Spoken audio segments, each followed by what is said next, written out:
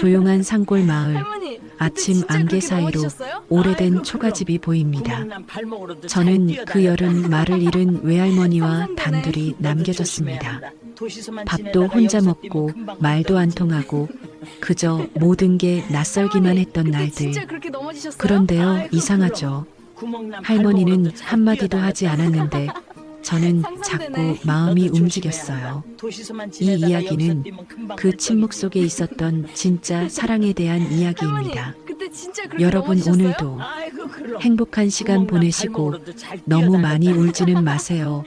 그리고 상상되네. 구독과 너도 조심해야 좋아요는 한다. 도시서만 다음 지내다가 시니어 여기서 사연 뛰면 만드는데 금방 건드리지. 큰 힘이 됩니다. 안녕하세요. 저는 서준이라고 합니다. 12살이에요. 지금까지 서울에서 엄마와 단둘이 살았거든요. 그런데 오늘 처음으로 외할머니를 만나러 왔습니다. 버스에서 내린 순간부터 모든 게 낯설었어요. 공기 냄새부터 다르더라고요. 서울의 매캐한 공기가 아니라 뭔가 풀 냄새와 흙 냄새가 섞인 그런 냄새 말이에요. 서준아, 저기가 할머니 집이야. 엄마가 가리킨 곳은 작은 기와집이었습니다. 담장 너머로 보이는 집은 생각보다 훨씬 낡아 보였어요. 페인트가 벗겨진 대문, 삐걱거릴 것 같은 문고리까지. 서울의 아파트와는 완전히 다른 모습이었죠. 엄마가 대문을 열자 마당 한쪽에서 누군가 일어섰습니다. 허리가 굽은 할머니였어요. 회색빛 머리를 뒤로 묶으신 채 낡은 작업복을 입고 계셨거든요. 그런데 이상했습니다. 할머니가 우리를 보시면서도 아무 말씀을 안 하시는 거예요. 어머니, 저희 왔어요. 엄마가 먼저 인사를 드렸습니다. 그런데 할머니는 고개만 끄덕이실 뿐이었어요. 입술을 움직이시는 것 같았지만 소리는 나오지 않았습니다. 할머니께서는 말씀을 못 하세요. 그리고 글도 모르시고요. 엄마가 작은 소리로 제게 설명해 주셨어요. 그 순간 가슴이 답답해졌습니다. 말이 안 통한다니요. 어떻게 지내라는 거죠? 할머니는 저를 한참 바라보시더니 주름진 손으로 제 머리를 쓰다듬으셨습니다. 그 손길이 낯설고 어색했어요. 지금까지 저를 만져본 사람은 엄마뿐이었거든요. 집안은 더욱 당황스러웠습니다. 방바닥은 온돌이었고 화장실은 밖에 따로 있었어요. 냉장고도 작고 낡았고요. 서울 집과는 너무나 달랐습니다. 서준아, 엄마가 며칠 후에 데리러 올게. 며칠이요? 언제요? 일자리 구하는 대로 바로 올 거야. 금방이야. 엄마의 목소리에 불안함이 묻어 있었어요. 저도 느꼈거든요. 며칠이 아니라 더 오래 걸릴 수도 있다는 걸요. 할머니는 우리 대화를 들으시면서도 표정 변화가 별로 없으셨습니다. 그냥 조용히 앉아서 저를 바라보고만 계셨어요. 가끔 입술을 움직이시는데 뭐라고 하시는 건지 전혀 알 수가 없었습니다. 점심시간이 되자 할머니가 밥상을 차려주셨어요. 김치찌개와 나물 반찬들이었는데 맛이 엄마가 해주던 것과 많이 달랐습니다. 짜고 매웠어요. 그런데 먹는 척이라도 해야 할 것 같아서 억지로 숟가락을 움직였습니다. 잘 먹어야 해, 서준아. 엄마가 제 어깨를 토닥여 주셨어요. 그런데 저는 이미 눈물이 날 것 같았습니다. 여기서 어떻게 지내라는 거죠? 할머니와는 대화도 할 수 없는데요. 오후가 되자 엄마가 짐을 챙기기 시작했습니다. 엄마, 정말 가야 해요? 응, 서준아. 일자리 때문에 어쩔 수 없어. 곧 데리러 올게. 엄마도 울먹이는 목소리였어요. 하지만 어쩔 수 없다는 표정이었습니다. 저는 엄마 치마를 붙잡고 싶었지만 참았어요. 12살인데 그럴 수는 없잖아요. 할머니는 엄마를 배웅하러 대문까지 나오셨습니다. 엄마가 떠나는 모습을 바라보시는 할머니의 뒷모습이 왠지 쓸쓸해 보였어요. 저도 그랬고요. 마침내 엄마가 떠났습니다. 버스 소리가 멀어지자 주변이 너무나 조용해졌어요. 할머니와 저 단둘만 남은 거죠. 할머니가 제게 뭔가 말씀하려고 하셨지만 역시 소리는 나오지 않았습니다. 그냥 손짓으로 집 안으로 들어가자고 하시는 것 같았어요. 방에 혼자 앉아 있으니 갑자기 무서워졌습니다. 여기가 정말 제가 지낼 곳인가요? 말도 통하지 않는 할머니와 단둘이요. 엄마는 언제 올지도 모르고요. 저녁 때가 되자 더욱 막막했습니다. 할머니가 저녁을 차려주셨지만 입맛이 없었어요. 할머니는 제가 안 먹는 걸 보시고 걱정스러운 표정을 지으셨습니다. 그 순간 깨달았어요. 저는 여기서 버려진 거구나. 엄마가 저를 버리고 간 거구나. 그런 생각이 들자 가슴이 답답하고 화가 났습니다. 밤이 되었습니다. 낯선 방, 낯선 이불, 그리고 말이 통하지 않는 할머니. 모든 게 불안하고 무서웠어요. 할머니가 제 방에 들어오셔서 이불을 덮어주셨습니다. 그리고 제 이마를 만지시더니 뭔가 중얼거리셨어요. 다정한 목소리인 것 같았지만 무슨 말인지는 알 수 없었습니다. 할머니가 나가시고 나서야 눈물이 났어요. 소리 내지 않으려고 이불로 얼굴을 가렸습니다. 하지만 눈물은 계속 흘렀어요. 그때였습니다. 문틈으로 할머니의 그림자가 보였어요. 할머니도 제가 오는 걸 아시는 것 같았습니다. 하지만 들어오지는 않으셨어요. 이 여름이 얼마나 길어질지, 저는 여기서 어떻게 지내게 될지 아무것도 확실하지 않았습니다. 다만 한 가지는 분명했어요. 저는 지금 완전히 혼자라는 것이요. 할머니 댁에서의 셋째 날 아침, 저는 가장 소중한 물건을 꺼냈습니다. 서울에서 가져온 휴대용 오락기였어요. 엄마가 생일에 사주신 것이었거든요. 여기서 지내는 동안 이것만 있으면 심심하지 않을 거라고 생각했었는데요. 그런데 문제가 생겼습니다. 어젯밤부터 화면이 깜빡거리더니 오늘 아침에는 아예 켜지지 않는 거예요. 배터리가 다 떨어진 모양이었습니다. 할머니, 저는 거실로 뛰어나갔어요. 할머니는 마당에서 고추를 따고 계셨습니다. 손에 빨간 고추를 들고 계신 모습이 평화로워 보였어요. 할머니, 이거 봐요. 오락기를 들고 할머니께 다가갔습니다.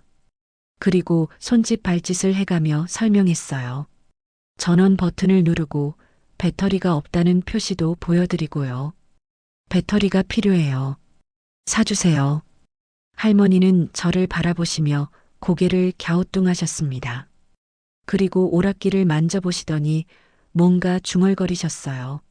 하지만 역시 무슨 말인지 알 수 없었습니다. 배터리요. 배터리. 영어로도 말해봤어요. 하지만 할머니 표정은 여전히 어리둥절하셨습니다. 점점 답답해지기 시작했어요. 저는 다른 방법을 시도했습니다. 종이에 그림을 그려봤어요. 동그란 배터리 모양을 그리고 오락기 안에 들어간다는 화살표도 그었습니다. 할머니는 그 그림을 한참 보시더니 고개를 저으셨어요. 왜 모르는 거예요? 목소리가 높아졌습니다. 할머니가 놀란 표정으로 저를 바라보셨어요. 하지만 여전히 이해하지 못하시는 것 같았습니다. 그때 가슴속에서 뜨거운 감정이 올라왔어요. 화가 났습니다. 정말 많이요. 왜 할머니는 말도 못하고 글도 모르는 거죠? 왜 저를 이런 곳에 두고 간 거죠? 저는 방으로 돌아가서 이불을 뒤집어 썼습니다. 하지만 화는 가라앉지 않았어요.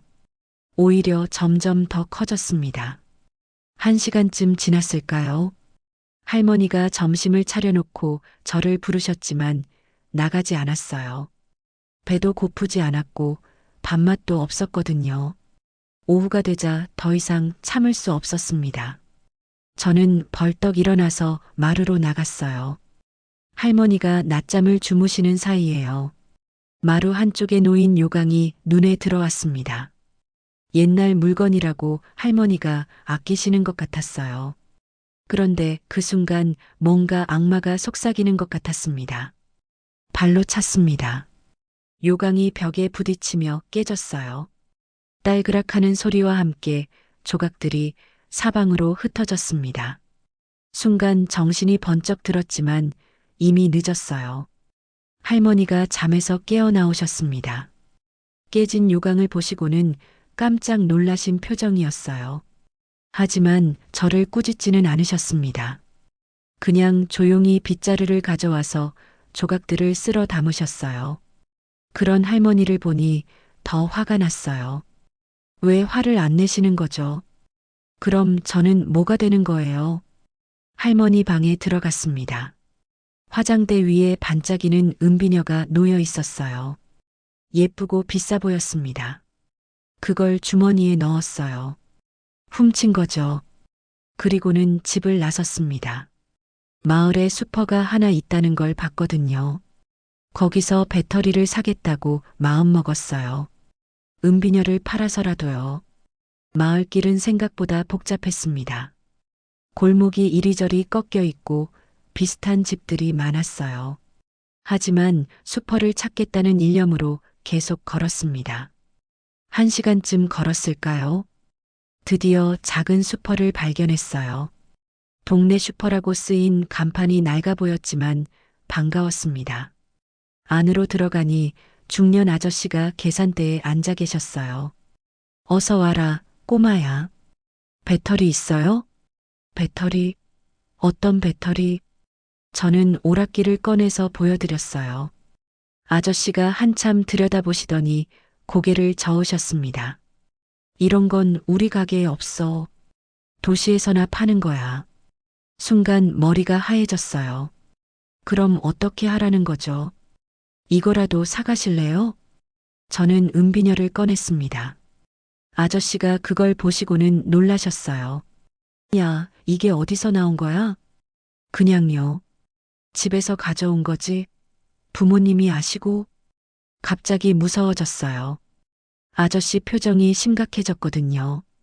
저는 아무 말 없이 은비녀를 도로 집어넣고 슈퍼에서 뛰어나왔습니다.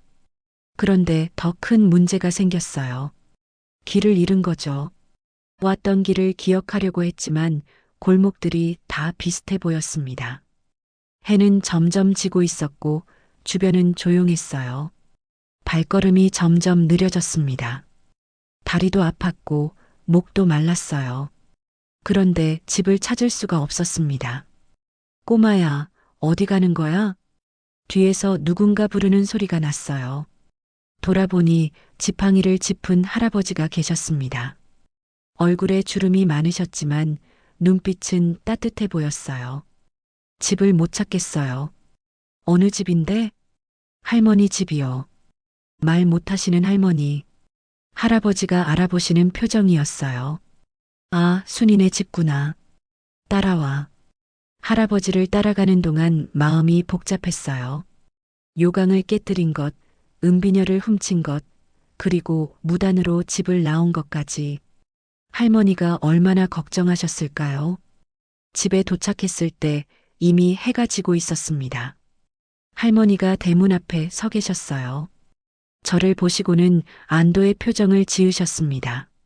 할머니, 애가 길을 잃었더라고요. 할아버지가 말씀하시자 할머니가 깊이 고개를 숙이셨어요. 고맙다는 뜻인 것 같았습니다. 할아버지가 가신 후 저는 할머니와 마주 섰습니다. 할머니는 저를 바라보시더니 천천히 고개를 저으셨어요. 하지만 화를 내지는 않으셨습니다. 그냥 걱정스러운 표정으로 저를 안아주셨어요. 그 순간 눈물이 났어요. 처음으로 제가 잘못했다는 생각이 들었거든요. 은비녀를 주머니에서 꺼내서 할머니께 드렸어요. 할머니는 그것도 조용히 받아주셨습니다. 저녁을 먹으면서도 할머니는 한 번도 저를 꾸짖지 않으셨어요. 오히려 제가 좋아할 만한 반찬을 더 많이 차려주셨습니다. 밤에 잠자리에 누우니 오늘 하루가 꿈만 같았어요. 작은 문제 하나가 이렇게 큰 일로 번질 줄은 몰랐거든요. 그리고 깨달았습니다. 이곳에서의 생활은 제가 생각했던 것보다 훨씬 복잡할 거라는 거요. 할머니와 저 사이에는 말 이상의 벽이 있다는 것도요. 천장을 바라보며 생각했어요. 앞으로 또 어떤 일들이 생길까요? 그리고 저는 그 일들을 어떻게 해결해야 할까요? 할머니 댁에서의 일주일째, 오후에 갑자기 소나기가 내리기 시작했습니다. 굵은 빗방울들이 마당을 두드리더니 순식간에 세차진 비로 변했어요. 그때 문득 빨랫줄에 걸려 있는 빨래가 생각났습니다. 할머니는 안방에서 낮잠을 주무시고 계셨거든요. 저는 망설였어요. 깨워드릴까 말까요? 결국 혼자서 해보기로 했습니다. 급하게 마당으로 뛰어나가서 빨래를 걷기 시작했어요. 이미 젖기 시작한 옷들이 무거웠습니다. 할머니의 치마 저고리, 제 셔츠, 그리고 속옷들까지요. 비는 점점 더 세게 내렸습니다. 저도 금세 흠뻑 젖었어요. 하지만 빨래를 다 걷을 때까지 포기하지 않았습니다. 마지막 양말 한 짝까지 바구니에 담았거든요. 빨래를 안으로 들고 들어가니 할머니가 일어나 계셨어요. 젖은 제 모습을 보시더니 깜짝 놀라시는 표정이었습니다. 그리고 빨래 바구니를 보시고는 뭔가 깨달으신 것 같았어요. 할머니가 수건을 가져다 주셨습니다. 그리고 제 머리를 닦아주시려고 하셨어요. 저는 괜찮다고 손사래를 쳤지만 할머니는 계속 도와주려고 하셨습니다. 괜찮아요, 할머니. 그런데 할머니가 갑자기 웃으셨어요. 소리 없는 웃음이었지만 얼굴 전체가 환해지셨거든요. 주름진 눈가가 더 깊어지면서 정말 기뻐하시는 것 같았습니다. 저는 당황했어요. 왜 웃으시는 건가요? 제가 뭔가 잘못했나요? 아니면 우스꽝스러워 보이는 건가요? 마음이 복잡해졌습니다. 비가 그친 후 빨래를 다시 널어야 했어요. 할머니가 도와주시려고 했지만 저는 혼자서 하겠다고 했습니다. 왜 그런 말이 나왔는지 저도 모르겠어요. 빨래를 널면서 계속 할머니 얼굴이 떠올랐습니다. 그 미소가 자꾸 생각났거든요. 기쁘셨던 건가요? 아니면 그냥 예의로 웃으신 건가요? 저녁 시간이 되자 갑자기 치킨이 먹고 싶어졌습니다. 서울에서는 엄마와 자주 먹었거든요. 바삭바삭한 튀김옷과 매콤달콤한 양념의 맛이 그리웠어요. 할머니, 닭. 할머니를 불러서 말했어요. 그리고 손짓으로 닭을 표현해 봤습니다. 팔을 펄럭거리면서요. 할머니가 고개를 끄덕이셨어요. 아, 이해하신 것 같다고 생각했습니다. 치킨이요. 튀긴 닭. 더 자세히 설명하려고 했지만 역시 어려웠어요. 할머니는 뭔가 알겠다는 표정으로 부엌으로 들어가셨습니다. 1시간 후 할머니가 밥상을 차려주셨어요. 그런데 제가 생각했던 치킨이 아니었습니다. 큰 그릇에 하얀 국물과 함께 닭고기가 들어 있었어요. 닭백숙이었습니다. 이게 아니에요. 저도 모르게 짜증 섞인 목소리가 나왔어요. 할머니가 놀란 표정으로 저를 바라보셨습니다.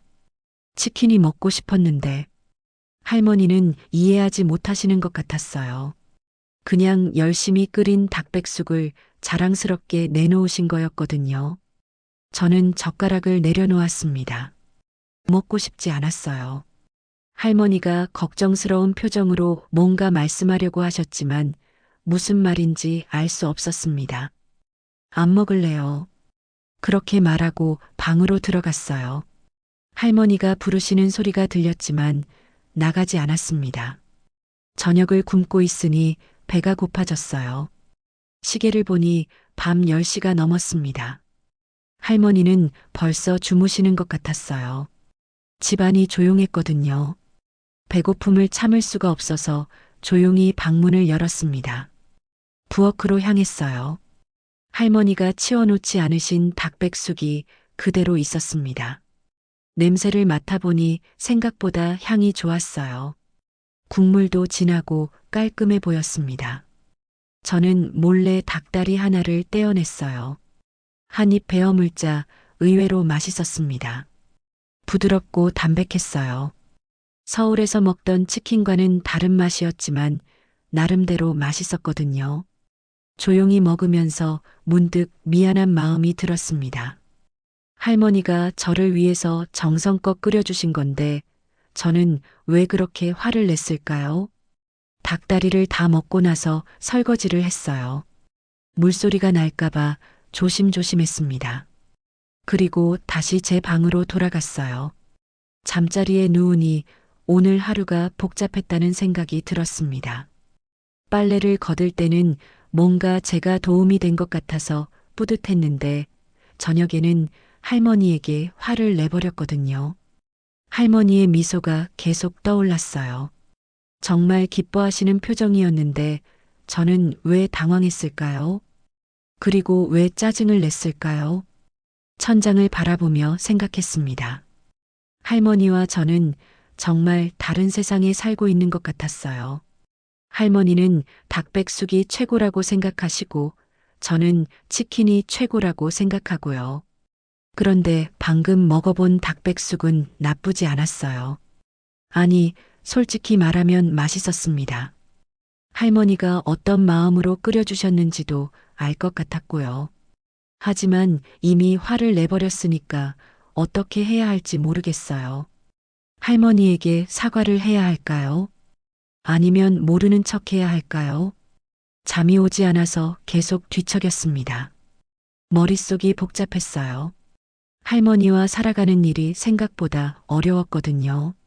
말이 통하지 않는 것도 문제지만 서로 원하는 게 다른 것도 문제였어요. 그때 문득 깨달았습니다. 저는 할머니를 이해하려고 노력한 적이 없다는 걸요. 그냥 제가 원하는 대로 되기만 바랐던 거예요. 할머니도 마찬가지로 저를 이해하려고 하시는 것 같은데요. 새벽이 되어서야 겨우 잠이 들었어요. 꿈속에서는 할머니와 함께 치킨을 먹고 있었습니다. 할머니가 튀김옷을 바삭바삭 씹으시면서 맛있다고 웃고 계셨어요. 하지만 꿈에서 깨어나니 현실은 달랐습니다. 여전히 낯선 방, 낯선 이불, 그리고 어제의 일들이 무거운 돌처럼 가슴을 누르고 있었어요. 이제 어떻게 해야 할까요? 할머니와 마주쳤을 때 뭐라고 말해야 할까요? 아니, 말이 통하지 않으니 어떤 표정을 지어야 할까요? 창밖으로 새벽빛이 들어오고 있었습니다. 새로운 하루가 시작되는 거죠. 하지만 저는 아직 어제의 일들을 정리하지 못한 상태였어요. 할머니 댁에서의 열흘째, 할머니가 저를 보며 손짓을 하셨습니다. 시장에 가자는 뜻인 것 같았어요. 읍내에 있는 큰 시장 말이에요.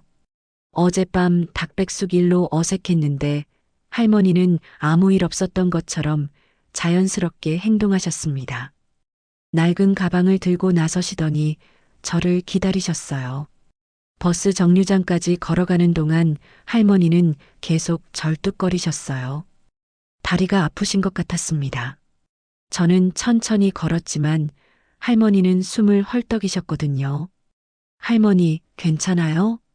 할머니가 고개를 끄덕이시며 괜찮다는 손짓을 하셨습니다. 하지만 이마에 땀이 맺혀 있었어요. 버스가 와서 탔습니다. 할머니가 요금을 내시는데 주머니에서 동전들을 하나씩 꺼내셨어요. 1,000원짜리, 500원짜리, 100원짜리까지. 기사 아저씨가 기다리는 동안 할머니는 부지런히 돈을 세셨습니다. 읍내 시장은 생각보다 복잡했어요. 사람들이 많았고 가게들도 빼곡했습니다. 할머니는 익숙하게 이곳저곳을 다니셨어요. 쌀집에서 쌀을 사고 반찬 가게에서 김치를 샀습니다. 할머니는 매번 값을 깎으려고 노력하셨어요. 말은 못하시지만 손짓과 표정으로 의사소통을 하셨습니다. 점심시간이 되자 할머니가 중국집 앞에서 멈추셨어요. 그리고 저를 가리키시더니 안으로 들어가자고 하셨습니다. 짜장면 먹을래요? 할머니가 고개를 끄덕이셨어요. 중국집 아저씨가 나와서 말을 걸었습니다. 어머님, 오늘도 오셨네요. 할머니가 저를 가리키시며 뭔가 설명하려고 하셨어요. 아저씨가 저를 보더니 웃으셨습니다. 손자 왔구나. 짜장면 2그릇 드릴까요? 그런데 할머니가 손가락으로 하나만 표시하셨어요. 아저씨가 의아한 표정을 지었습니다. 한 그릇만요? 할머니가 다시 저를 가리키시며 고개를 끄덕이셨어요. 저 혼자만 먹으라는 뜻이었습니다. 할머니도 드세요. 저는 할머니 손을 잡고 말했어요. 하지만 할머니는 고개를 저으시며 괜찮다는 표정을 지으셨습니다. 짜장면이 나왔을 때 저는 어색했어요. 할머니는 물만 드시면서 제가 먹는 걸 지켜보셨거든요. 면발을 호로록 넣을 때마다 할머니가 흐뭇하게 웃으셨습니다. 정말 괜찮아요, 할머니? 할머니가 제 머리를 쓰다듬으시며 계속 먹으라고 하셨어요. 마음이 무거웠지만 짜장면을 다 먹었습니다. 중국집을 나온 후 할머니가 구멍가게로 향하셨어요. 그리고 초코파이 한 봉지를 집어드시더니 저를 보셨습니다. 이것도 사주시는 거예요? 할머니가 웃으시며 고개를 끄덕이셨어요. 계산할 때도 동전을 하나씩 세어서 내셨습니다. 장보기를 마치고 버스 정류장으로 돌아왔을 때 문제가 생겼습니다. 할머니가 주머니를 뒤지시더니 당황스러운 표정을 지으셨어요. 버스 요금이 부족한 것 같았습니다. 할머니가 돈을 다시 세어보시더니 한숨을 쉬셨어요. 할머니, 돈이 없어요? 할머니가 저를 보시더니 뭔가 결정을 내리신 것 같았어요. 버스가 왔을 때 할머니가 저만 태우시려고 하셨습니다. 할머니도 같이 가야죠. 그런데 할머니는 저를 버스에 밀어 넣으시면서 손짓으로 먼저 가라고 하셨어요. 그리고 무거운 장바구니를 제게 맡기려고 하셨습니다. 싫어요. 같이 가요. 저는 장바구니를 밀어내며 말했어요. 왜 저만 버스를 타고 가야 하나요? 할머니는 어떻게 가시라는 거죠? 할머니가 급하게 손짓을 하시며 저를 달래려고 하셨어요. 하지만 저는 토라져서 고개를 돌렸습니다. 저도 안 갈 거예요. 버스가 떠나버렸어요. 할머니가 크게 한숨을 쉬시더니 장바구니를 드셨습니다. 그리고 걷기 시작하셨어요. 집까지는 1시간 넘게 걸어야 했습니다. 할머니가 무거운 짐을 들고 절뚝거리며 걸으시는 모습을 보니 답답했어요. 장바구니 제가 들게요. 할머니가 고개를 저으시며 괜찮다고 하셨어요. 하지만 10분도 안 걸어서 숨을 헐떡거리기 시작하셨습니다. 할머니 쉬어요. 나무 그늘에 앉아서 쉴 때 할머니의 얼굴을 자세히 봤어요. 땀이 많이 나 있었고 얼굴이 빨갛게 달아올라 있었습니다. 그때 깨달았어요. 할머니가 저를 위해서 얼마나 무리를 하고 계신지 말이에요. 짜장면도 사주시고 초코파이도 사주시려고 버스비까지 모자라게 된 거였거든요. 할머니, 미안해요. 작은 소리로 중얼거렸어요. 할머니는 못 들으셨겠지만요. 길을 걷다가 몇 번이나 쉬었습니다. 할머니가 너무 힘들어 하셨거든요. 저는 그런 할머니를 보면서 점점 죄책감이 커졌어요. 왜 저는 맨날 할머니를 힘들게 하는 걸까요? 요강을 깨뜨리고 은비녀를 훔치고 짜장면 사달라고 떼를 부리고 할머니는 그런 저를 한 번도 꾸짖지 않으셨는데요. 집에 도착했을 때 해가 지고 있었어요. 할머니는 기진맥진한 상태였습니다. 안방에 들어가시더니 한동안 나오지 않으셨어요. 저녁을 준비하시는 할머니의 뒷모습이 평소보다 더 작아 보였어요. 어깨도 더 처져 있고 움직임도 느렸습니다. 할머니, 제가 도와드릴게요. 하지만 할머니는 괜찮다며 혼자서 하시려고 하셨어요. 저는 그냥 바라볼 수밖에 없었습니다. 밤에 잠자리에 누우니 오늘 하루가 무겁게 느껴졌어요. 할머니가 저를 위해 해주신 일들이 하나하나 떠올랐거든요. 짜장면을 사주시려고 당신 몫은 포기하신 것, 초코파이까지 사주시느라 버스비가 모자란 것, 그래서 아픈 다리로 1시간을 걸어오신 것까지. 저는 그런 할머니에게 토라지기까지 했어요. 정말 못된 손자였습니다. 창밖으로 별빛이 보였어요. 서울에서는 볼 수 없었던 맑은 별들이었습니다. 할머니도 저 별들을 보고 계실까요? 그때 결심했어요. 내일부터는 정말 달라져야겠다고요. 할머니를 힘들게 하는 일은 절대 하지 않겠다고 말이에요. 하지만 그게 쉬울까요? 말도 통하지 않는데 어떻게 할머니 마음을 알아들일 수 있을까요? 잠이 오지 않아서 천장만 바라보고 있었어요. 내일은 어떤 하루가 될까요? 그리고 저는 정말 변할 수 있을까요?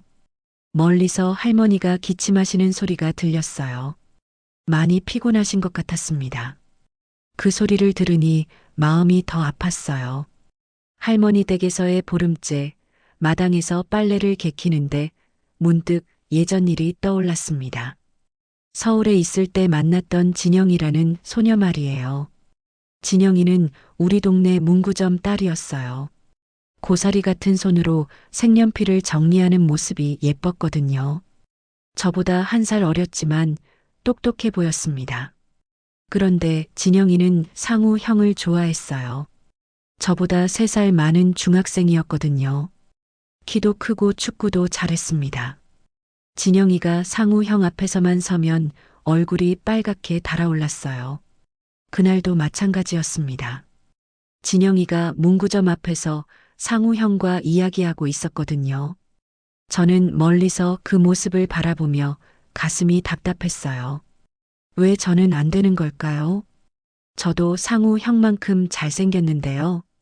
아니, 어쩌면 더 잘생겼을 수도 있는데 말이에요. 그때 나쁜 생각이 들었습니다. 상우 형을 공경에 빠뜨리면 진영이가 저를 봐주지 않을까요? 그런 생각이 머리를 스쳤어요.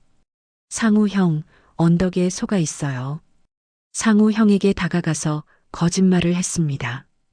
동네 뒷산에 소가 풀려나와 있다고요. 위험하니까 빨리 가서 확인해야 한다고 했어요. 상우 형이 급하게 언덕으로 뛰어갔습니다. 저는 진영이와 단둘이 남게 되어 기뻤어요. 이제 제 차례라고 생각했거든요.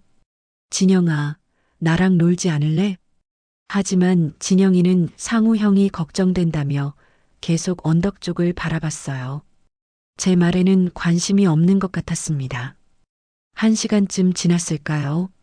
갑자기 언덕에서 소리가 났어요. 상우 형이 소에게 쫓기고 있었습니다. 정말로 소가 있었던 거예요. 진영이가 울음을 터뜨렸어요. 상우 형이 위험에 빠진 걸 보고 무서워한 거였습니다. 상우 형? 저도 놀라서 언덕으로 뛰어갔어요. 상우 형이 나무 뒤에 숨어 있었는데 커다란 황소가 뿔을 세우고 으르렁거리고 있었거든요. 그 순간 용기가 생겼습니다. 아니, 용기라기보다는 죄책감이었을까요? 제가 거짓말을 해서 상우 형이 이런 일을 당한 거였거든요. 돌멩이를 집어서 소에게 던졌어요. 소가 저를 보더니 화를 내며 달려왔습니다. 저는 있는 힘을 다해 도망쳤어요. 다행히 소주인 아저씨가 나타나서 소를 데려갔습니다. 상우 형과 저는 숨을 헐떡이며 서로를 바라봤어요. 고마워, 서준아. 상우 형이 제 어깨를 두드리며 말했어요. 진영이도 저를 영웅처럼 바라봤습니다. 하지만 저는 전혀 기쁘지 않았어요. 제가 거짓말을 하지 않았다면 이런 일은 없었을 거거든요. 상우 형을 위험에 빠뜨린 건 저였는데 오히려 영웅 취급을 받고 있었어요. 그날 밤 잠자리에서 많은 생각을 했어요. 질투 때문에 거짓말을 한 제가 부끄러웠습니다. 그리고 깨달았어요. 진영이가 상우 형을 좋아하는 건 어쩔 수 없는 일이라는 거요. 지금 할머니 댁 마당에서 그 기억을 떠올리니 가슴이 답답해졌어요. 그때의 저와 지금의 저는 별로 달라지지 않은 것 같았거든요. 할머니에게도 그랬잖아요. 말이 통하지 않는다고 화를 내고 제 마음대로 안 된다고 삐져 있고요. 그때처럼 또 나쁜 마음을 품고 있었던 거예요. 할머니가 마당으로 나오셔서 제 옆에 앉으셨습니다. 그리고 저를 바라보시더니 걱정스러운 표정을 지으셨어요. 제가 울고 있다는 걸 아신 것 같았습니다. 할머니의 손이 제 등을 토닥여 주셨어요. 따뜻하고 부드러운 손길이었습니다. 말씀은 안 하셨지만 위로해 주시는 것 같았어요. 그때 깨달았어요. 할머니는 저를 이해하려고 애쓰고 계신다는 걸요. 말이 통하지 않아도 그를 모르셔도 저를 사랑하고 계신다는 걸 말이에요. 진영이 일이 떠오른 건 우연이 아닐 거예요. 지금의 저에게 필요한 교훈이었을 거거든요. 질투하고 화내는 대신 이해하려고 노력해야 한다는 교훈 말이에요. 할머니께 고개를 숙여 인사드렸어요. 죄송하다는 마음과 고맙다는 마음을 담아서요. 할머니가 환하게 웃으시며 제 머리를 쓰다듬어 주셨습니다. 앞으로는 정말 달라져야겠어요. 할머니의 마음을 이해하려고 더 노력하고 제 마음도 솔직하게 표현해야겠다고 생각했습니다. 그 사건이 있고 며칠 후 저는 또다시 같은 실수를 저질렀습니다. 아니, 실수가 아니라 고의였어요. 상우 형이 영웅 대접받는 게 여전히 못마땅했거든요. 이번에는 더 교묘한 거짓말을 준비했어요. 상우 형이 축구 연습을 마치고 돌아오는 길에 제가 먼저 기다리고 있었습니다. 형, 큰일이에요. 숨을 헐떡이며 달려간 척했어요. 상우 형이 놀란 표정으로 저를 바라봤습니다. 왜 그래? 진영이가 찾고 있어요. 급한 일이 있다고 하면서요. 거짓말이었어요. 진영이는 집에서 숙제를 하고 있었거든요. 하지만 상우 형은 제 말을 믿고 급하게 진영이 집으로 향했습니다. 저는 뒤에서 따라가며 속으로 웃었어요. 진영이가 없다는 걸 알면 상우 형이 얼마나 당황할까요? 그럼 저는 잘못 들었나 봐요라고 시치미를 뚠 생각이었어요. 그런데 문구점 앞에서 뜻밖의 일이 벌어졌습니다. 진영이 어머니가 나와 계셨거든요. 상우야, 무슨 일로 왔니? 상우 형이 당황하는 표정을 지었어요. 진영이를 찾으러 왔다고 하자니 이상하고 안 그렇다고 하자니 저를 의심할 것 같았거든요. 서준이가 진영이가 급한 일이 있다고 해서요. 진영이는 방에서 숙제하고 있는데 그 순간 모든 게 들통났어요. 진영이 어머니가 저를 날카롭게 바라보셨습니다. 상우 형도 저를 돌아보는 눈빛이 달라졌어요. 서준아, 뭐라고 한 거야? 상우 형의 목소리가 차갑게 들렸어요. 저는 아무 말도 할 수 없었습니다. 변명할 거리가 없었거든요. 그냥 잘못 들었어요. 억지로 둘러댔지만 누가 봐도 거짓말인 게 뻔했어요.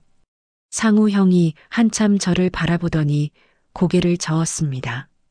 진영이 어머니, 죄송해요. 괜한 소동 피워서요. 상우 형이 정중하게 인사하고 돌아섰어요. 저는 그 뒤를 따라가려 했지만 발이 떨어지지 않았습니다. 진영이 어머니가 저를 불러 세우셨어요. 서준아, 왜 그런 거짓말을 한 거니? 그냥요. 그냥이 어디 있니?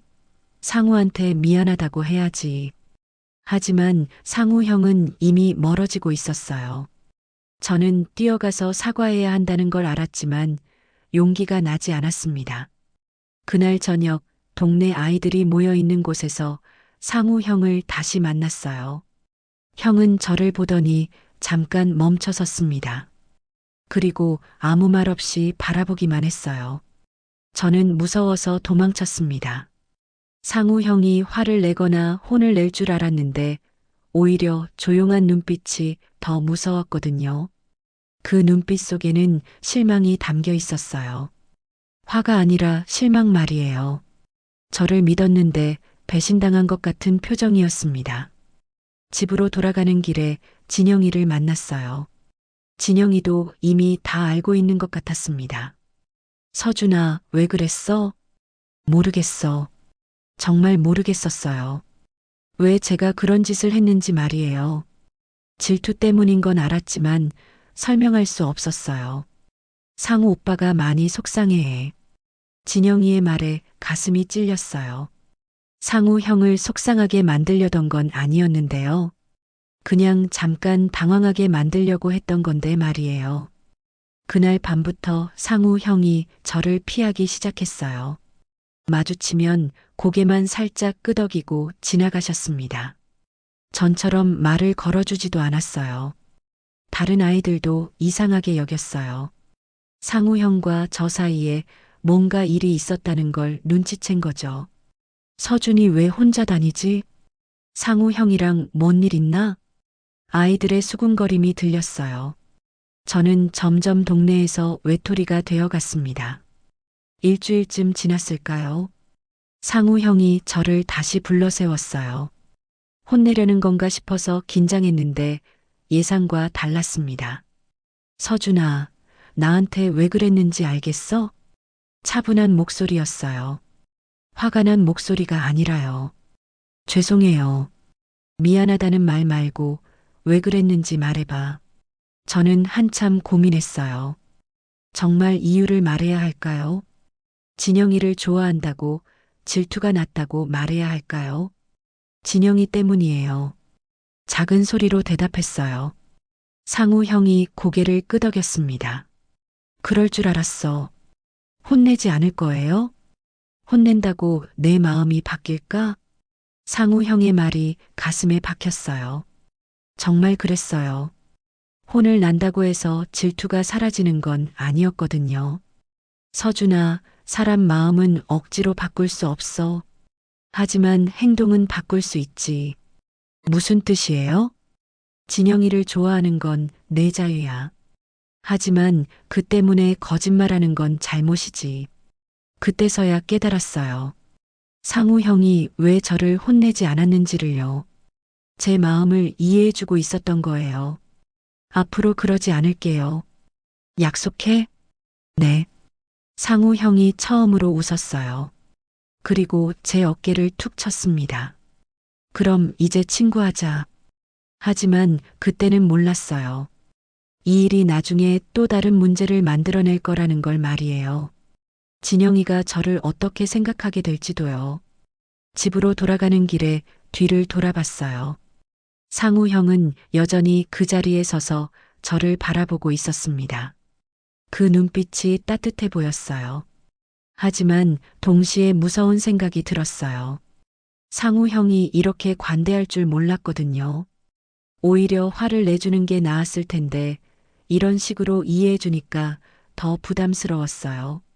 앞으로 정말 바뀔 수 있을까요?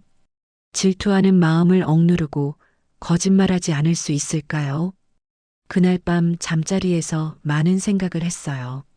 상우 형 같은 사람이 되고 싶다는 생각도 들었고요. 하지만 마음 한구석에는 여전히 어둠이 남아 있었어요.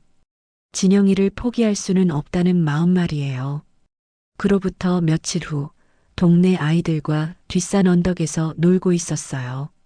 여름 오후에 뜨거운 햇살이 등을 지글지글 태우는 날이었습니다. 누군가 낡은 손수레를 가져왔어요. 바퀴는 삐걱거렸지만 굴러가기는 했거든요. 아이들이 번갈아 가며 언덕에서 수레를 타고 내려오는 놀이를 하고 있었습니다. 서준아, 너도 해봐. 다른 아이가 저를 불렀어요. 상우 형도 함께 있었지만 여전히 어색한 기운이 흘렀습니다. 저는 수레에 올라타며 긴장했어요. 언덕 위에서 내려다보니 꽤 가파르게 보였어요. 하지만 다른 아이들이 다 했으니 저도 할 수 있을 거라고 생각했습니다. 조심해, 서준아. 상우 형이 말씀하셨어요. 그 목소리에 진짜 걱정이 묻어 있었습니다. 하지만 저는 그냥 고개만 끄덕이고 수레를 밀었어요. 처음에는 천천히 굴러 내려갔어요. 바람이 얼굴을 스치며 시원했습니다. 생각보다 재미있었거든요. 그런데 점점 속도가 빨라지기 시작했어요. 수레가 흔들리더니 방향을 제어할 수 없게 되었습니다. 바퀴가 돌멩이에 걸리면서 갑자기 기울어졌어요. 아! 소리치며 수레에서 떨어졌습니다. 몸이 굴러떨어지면서 팔꿈치와 무릎이 땅에 긁혔어요. 따끔거리는 아픔이 올라왔습니다. 서준아, 아이들이 달려왔어요.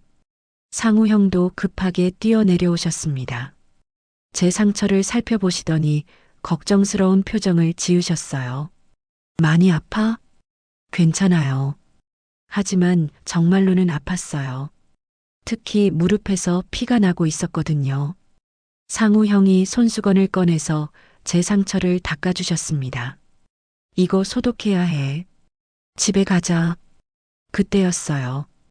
갑자기 상우 형이 몸을 돌리시더니 긴장한 표정을 지으셨습니다. 서준아, 소 온다. 상우 형이 급하게 외쳤어요. 저는 깜짝 놀라서 뒤를 돌아봤지만 아무것도 보이지 않았습니다. 또 거짓말이에요? 제가 물었어요.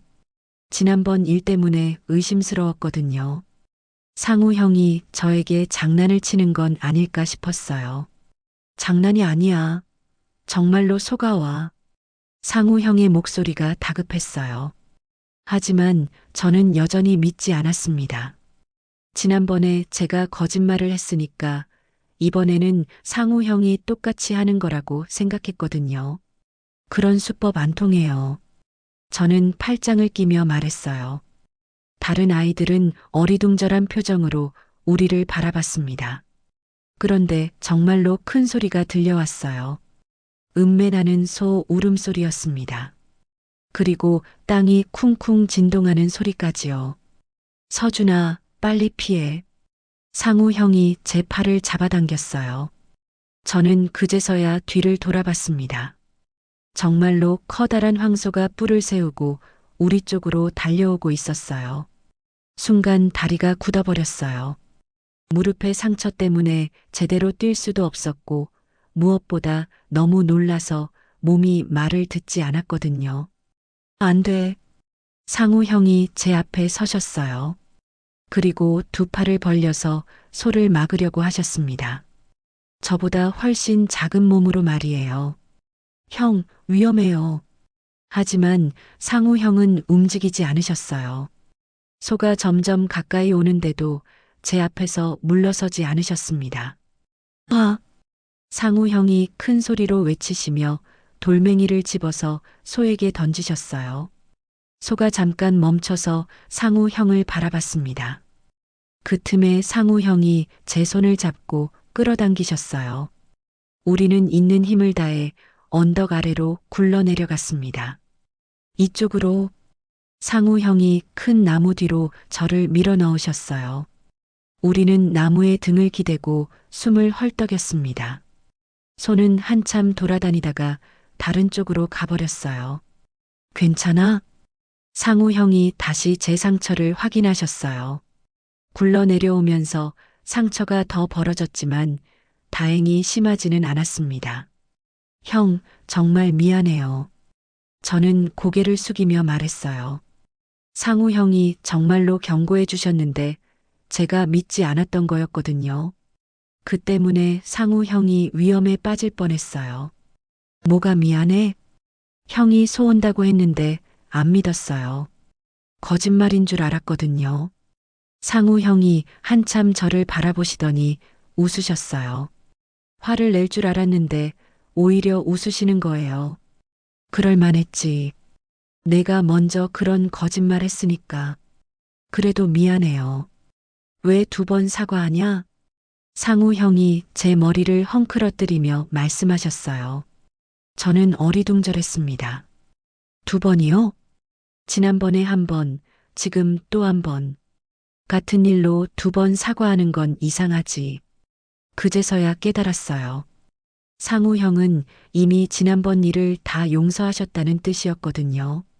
그런데 저는 계속 그 일에 매달려 있었던 거예요. 앞으로는 정말 거짓말 안 할게요. 알았어. 그리고 나도 내가 경고하면 믿을게. 상우 형이 웃으며 말씀하셨어요. 그 순간 가슴이 따뜻해졌습니다. 진짜 친구가 된 기분이었거든요. 집으로 돌아가는 길에 상우 형이 제 어깨를 지탱해 주셨어요. 무릎이 아파서 절뚝거렸거든요. 고마워요, 형. 뭐가? 저를 구해줘서요. 그리고 믿어줘서요. 친구잖아. 상우 형의 한마디가 가슴 깊이 박혔어요. 친구라는 말이 이렇게 따뜻할 줄 몰랐거든요. 진영이네 문구점을 지날 때 진영이가 나왔어요. 제 상처를 보고 놀라는 표정을 지었습니다. 서준아, 어떻게 된 거야? 넘어졌어요. 아프겠다. 소독약 발라야 해. 진영이가 걱정해주는 모습이 고마웠어요. 하지만 예전처럼 설레지는 않았습니다. 오히려 상우 형이 더 고마웠거든요. 집에 도착해서 상처를 치료하면서 생각했어요. 오늘 일이 없었다면 상우 형과 진짜 친구가 될 수 있었을까요? 거짓말 때문에 틀어진 관계가 진짜 위기를 통해서 회복되었어요. 아이러니했지만 다행이었습니다. 그날 밤 잠자리에서 상우 형 말이 계속 떠올랐어요. 왜 2번 사과하냐는 말이요. 정말 그랬어요. 이미 용서받은 일에 계속 매달려 있을 필요가 없었던 거죠. 앞으로는 정말 달라져야겠다고 생각했어요. 거짓말도 하지 않고 질투도 하지 않겠다고요. 상우 형 같은 친구가 되고 싶다고 마음먹었습니다. 창밖으로 별이 보였어요. 서울보다 훨씬 밝고 많은 별들이었습니다. 그 별들이 오늘의 약속을 지켜보고 있는 것 같았어요. 무릎은 여전히 아팠지만 마음은 한결 가벼워졌어요. 진짜 친구를 얻은 기분이었거든요. 할머니 댁 마당에서 이 모든 기억을 되짚어보니 가슴이 찡했어요. 그때의 교훈이 지금도 필요하다는 생각이 들었습니다. 할머니 댁에서의 한 달째 마을 우체부 아저씨가 편지를 가져다 주셨어요. 엄마에게서 온 편지였습니다. 할머니가 그 편지를 받아보시더니 저를 부르셨어요. 편지 내용을 읽어드려야 했거든요. 서준아, 엄마가 일자리를 구했어. 다음 주에 데리러 갈게. 편지를 읽어드리면서 가슴이 복잡해졌어요. 드디어 엄마를 만날 수 있다는 기쁨과 할머니와 헤어져야 한다는 아쉬움이 동시에 밀려왔거든요. 할머니는 고개를 끄덕이시며 조용히 웃으셨어요. 기뻐하시는 것 같기도 하고 아쉬워하시는 것 같기도 했습니다. 그날 저녁부터 저는 새로운 계획을 세웠어요. 떠나기 전에 할머니께 글을 가르쳐 드리는 거였습니다. 그래야 나중에 편지를 주고받을 수 있을 테니까요. 할머니, 이거 봐요. 종이에 큰 글씨로 서준이라고 썼어요. 그리고 할머니께 펜을 드렸습니다. 제 이름이에요. 따라 써보세요. 할머니가 펜을 잡으시더니 조심스럽게 따라 쓰려고 하셨어요. 하지만 손이 떨리셔서 글자가 삐뚤빼뚤해졌습니다. 괜찮아요. 천천히 하세요. 여러 번 연습하셨지만 쉽지 않으셨어요. 평생 글을 써본 적이 없으시니 당연한 일이었죠. 그때 다른 방법이 떠올랐어요. 읍내에서 산 그림 엽서가 있었거든요. 예쁜 풍경이 그려진 엽서에 그림으로 마음을 전하면 어떨까 싶었어요. 엽서 한쪽에는 할머니와 제가 손을 잡고 있는 그림을 그렸어요. 서툴렀지만 정성을 다해 그렸습니다. 그리고 다른 쪽에는 하트 모양과 함께 간단한 글을 썼어요. 할머니 고마워요. 사랑해요. 서준 드림. 할머니께 드렸더니 한참 들여다보셨어요. 그리고 그림을 손가락으로 조심스럽게 만지시더니 환하게 웃으셨습니다. 할머니도 뭔가 주고 싶으신 것 같았어요. 방에 들어가시더니 작은 상자를 가져오셨습니다. 그 안에는 예쁜 은반지가 들어 있었어요. 제 손가락에 끼워 보시더니 만족스러운 표정을 지으셨어요. 조금 컸지만 제게 주고 싶으신 마음이 느껴졌습니다. 고마워요, 할머니. 떠나는 날이 다가왔어요. 엄마가 버스를 타고 오셨습니다. 한 달 만에 보는 엄마는 조금 야위어 보이셨지만 웃고 계셨어요. 서준아, 보고 싶었어? 엄마가 저를 안아주셨어요. 정말 오랜만이었거든요. 하지만 마냥 기쁘지만은 않았어요. 할머니와 헤어져야 했으니까요. 짐을 챙기는 동안 할머니는 계속 이것저것 챙겨주셨어요. 제가 좋아한다던 초코파이도 여러 개 넣어주시고 깨끗한 옷들도 정리해서 가방에 넣어주셨습니다. 어머니, 고생 많으셨어요. 엄마가 할머니께 깊이 인사드렸어요. 할머니는 고개를 저으시며 괜찮다는 표정을 지으셨습니다. 버스 시간이 되어 대문을 나섰어요. 할머니가 대문 앞까지 나와서 배웅해 주셨습니다. 할머니, 편지 쓸게요. 저는 할머니를 껴안으며 말했어요. 할머니의 품에서 따뜻한 냄새가 났습니다. 이제 익숙해진 할머니만의 냄새였어요. 할머니가 제 등을 토닥여 주시더니 뭔가 말씀하려고 하셨어요. 소리는 나지 않았지만 입술이 움직이고 계셨습니다. 잘 지내렴이라고 하시는 것 같았어요. 버스 정류장에서 할머니와 마지막 인사를 했어요. 할머니는 말없이 손을 흔들어 주셨습니다. 그 손짓이 여전히 따뜻해 보였어요. 버스가 출발하자 창밖으로 할머니가 보였어요. 점점 작아지는 할머니의 모습을 보니 눈물이 났습니다. 엄마가 제 어깨를 감싸주셨어요.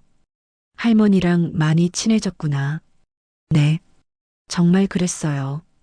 처음에는 낯설고 어색했는데 이제는 헤어지기가 싫을 정도로 가까워졌거든요. 버스가 마을을 벗어나면서 생각했어요. 할머니는 제 마음을 정말 들으셨을까요? 말로는 표현하지 못했지만 제가 할머니를 얼마나 사랑하게 되었는지 아셨을까요? 그림 엽서에 그린 그림이 떠올랐어요. 할머니와 제가 손을 잡고 있는 그 그림 말이에요. 비록 서툴렀지만 제 마음만큼은 진짜였거든요. 엄마, 할머니한테 전화 드릴 수 있어요? 할머니는 전화가 없어. 대신 편지를 보내자. 그날부터 저는 할머니께 편지를 쓰기 시작했어요. 글로 표현하기 어려운 것들은 그림으로 그려서 보내드렸고요. 할머니도 답장을 보내주셨어요. 글 대신 마을 풍경이 담긴 사진들과 눌러놓은 꽃들이었습니다. 그것만으로도 할머니의 마음이 충분히 전해졌어요. 한 달간의 시간이 저를 많이 변화시켰어요. 예전처럼 성급하지 않게 되었고 다른 사람의 마음을 이해하려고 노력하게 되었거든요. 무엇보다 깨달은 건 사랑에는 말이 필요 없다는 거였어요. 할머니와 저는 말로 소통하지 못했지만 마음으로는 충분히 통했거든요. 버스가 서울로 향하는 동안 창밖 풍경을 바라봤어요. 할머니 댁이 있는 방향을 돌아보며 마음속으로 약속했습니다. 할머니, 꼭 다시 뵐게요. 그때는 더 성장한 모습으로요. 새로운 시작이었어요. 할머니와의 소중한 추억을 가슴에 품고 앞으로의 날들을 살아갈 용기를 얻었거든요. 언니, 오빠, 동생분들 할머니가 만드는 시니어 사연 시청해 주셔서 진심으로 감사드립니다. 오늘도 행운이 함께하길 기도합니다.